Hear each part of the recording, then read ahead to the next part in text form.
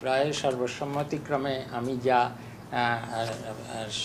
ছাত্রছাত্রীদের পিতামাতাদের থেকে খবর পাচ্ছি যে এগুলো আমাদের উপযোগী না। এটা এই শিক্ষাক্রম এগুলো বিদেশি ধ্যান ধারণা থেকে হঠাৎ করে আনা হয়েছে। আমাদের যেই শিক্ষকদের যে যোগ্যতা এবং আমাদের যেই শিক্ষণ পদ্ধতি সেখানে এটাকে বাস্তবায়ন এই মুহূর্তে সম্ভব না। নতুন শিক্ষাক্রম চালুর পর থেকেই শিক্ষার্থীদের লেখাপড়ার গাইডলাইন কি হবে, শিক্ষকদের নতুন নিয়মে কতটা প্রশিক্ষিত করা হয়েছে, সর্বোপরি সন্তানদের ভবিষ্যৎ কি হবে সেসব নিয়ে অভিভাবকদের উদ্বেগের শেষ নেই।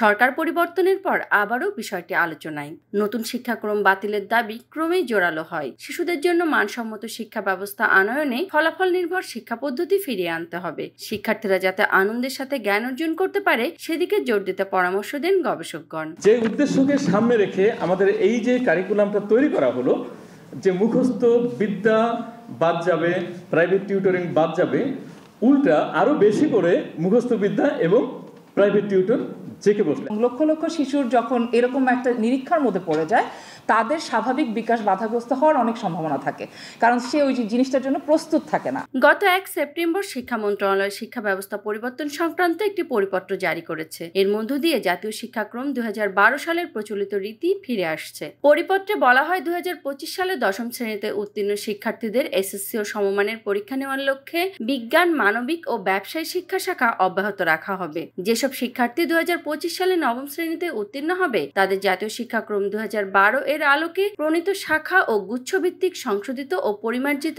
পাঠ্যপুস্তক দেওয়া হবে। আগামী বছর যারা 9ম শ্রেণীতে উত্তীর্ণ হবে সেসব শিক্ষার্থীদের জন্য মানবিক, বাণিজ্য ও বিজ্ঞান বিভাগ রেখে পাঠ্যসূচি করা হবে। এসব শিক্ষার্থী 9ম ও 10ম শ্রেণী মিলে 2 শিক্ষাবর্ষে সম্পূর্ণ পাঠ্যসূচি শেষে 2027 সালে এইচএসসি ও সমমান পরীক্ষায় অংশ নেবে। নির্দেশনায় প্রাথমিক শিক্ষা স্তরে প্রাক প্রাথমিক, ক্ষুদ্র নৃগোষ্ঠী এবং প্রথম, দ্বিতীয়, তৃতীয় শ্রেণীর পাঠ্যপুস্তকের সঙ্গে ধারাবাহিকতা রেখে ইতিমধ্যে চতুর্থ ও পঞ্চম শ্রেণীর পাঠ্যপুস্তকগুলোর পাণ্ডুলিপি প্রয়োজনীয় সংশোধন ও পরিমার্জন করে মুদ্রণ করা হবে। এক্ষেত্রে পাঠদান পদ্ধতি ও মূল্যায়ন প্রক্রিয়ায় প্রয়োজনীয় পরিবর্তন আনা হবে। ষষ্ঠ, সপ্তম, অষ্টম ও নবম শ্রেণীতে চলমান পাঠ্যপুস্তকগুলো 2024 সালব্যাপী বহাল থাকবে। 2025 সালে যথাসম্ভব সংশোধিত ও পরিমার্জিত পাঠ্যপুস্তক সরবরাহ করা হবে। 2024 সালের অবশিষ্ট সময়ে ও বার্ষিক পরীক্ষায় ষষ্ঠ, সপ্তম, অষ্টম ও নবম শ্রেণীতে অধ্যয়নরত শিক্ষার্থীদের সংশোধিত ও পরিমার্জিত মূল্যায়ন পদ্ধতিতেই মূল্যায়ন করা হবে।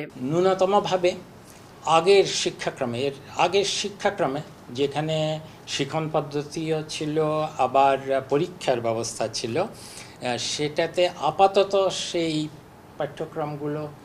সেই পাঠ্যপুস্তকগুলো আবার ফিরিয়ে আনছি।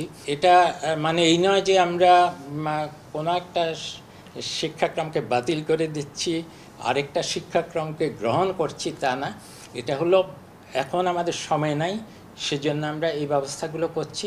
কিন্তু আগামী বছরও সারা বছর ধরে আমরা কিছু পরিপত্র জারি করে কিছুটা যেই দুর্বলতাগুলো আগের শিক্ষাক্রমে আছে সেগুলোকে সংশোধন করার চেষ্টা করব, যেটা বাস্তবায়নযোগ্য। সেটা মনে রাখতে হবে আমরা, যেটা বাস্তবায়নযোগ্য।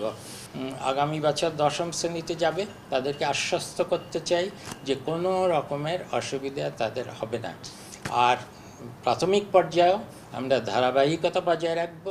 কাকলি Rani Saha, voice of tiger.